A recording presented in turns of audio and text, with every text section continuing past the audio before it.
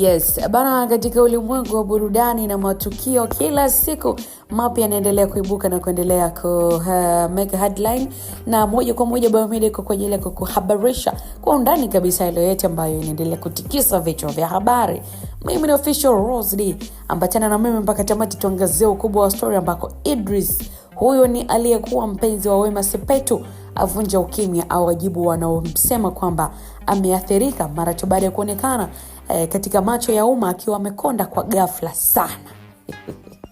Haya, huyo ni mshindi wa Big Brother Africa mwaka 2014. Majina yake ni Idris Sultani, ambaye pia ni mchekeshaji. Anafunguka kuhusu afya yake baada ya kuonekana amepungua na kuzua taharuki kwa mashabiki zake.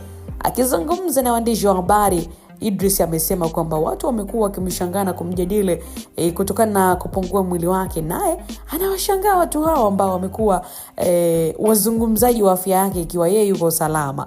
Idris namnukuu hapa, anasema, unajua baadhi wa Tanzania wamekuwa wazungumzaji wa afya yangu au mwili wangu kupungua. Kila mtu anazungumza lake, wengi wananishangaa sana na mimi nawashangaa vile vile, kila mmoja kuwa mzungumzaji wa huu mwili wangu, halafu nimekuwa siumii wala sijali kwa maneno mabaya wanayoyasema.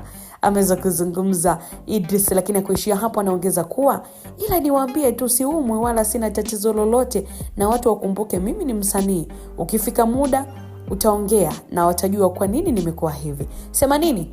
Na ufurahia sana huo mwili wangu wa sasa. Aliweza kuzungumza hayo bwana mkubwa Idris Sultan.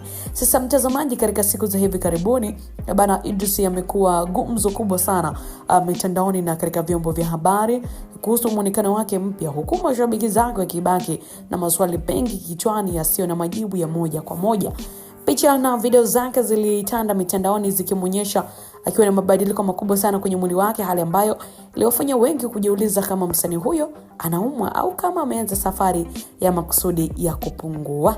Baadhi wanaonyesha wasiwasi kwamba huenda ana matatizo ya kiafya, huku wengine walidai kwamba amefanya uamuzi wa kibinafsi wa kubadili mtindo wa maisha yake. So, unaweza kukumbuka kwamba siku zilizopita mashabiki wengi walikuwa katika sintofahamu ya kutaka kufahamu nini ambacho kinamsumbua Idris Sultan. Pengine ni magonjwa ama pengine ni kitu gani. Lakini ameweza kujitokeza hadharani na kuzungumza kwamba muda ukifika wataweza kufahamu nini hasa ambacho kimepelekea mabadiliko makubwa kiasi hicho kwenye mwili wake. Kwa sasa mashabiki zake waendelee kufahamu yeye kama yeye kweli anaufurahia mwili wake. Mtazamaji wa Biomedia, tunatamatisha hivyo. Pengine ulibahatika kuona mwili wa Sultani Idris ukiwa na muonekano mwingine. Wewe uliona ni nini haswa? Endelea kuandika maoni yako. Mpaka wakati mwingine, bye bye.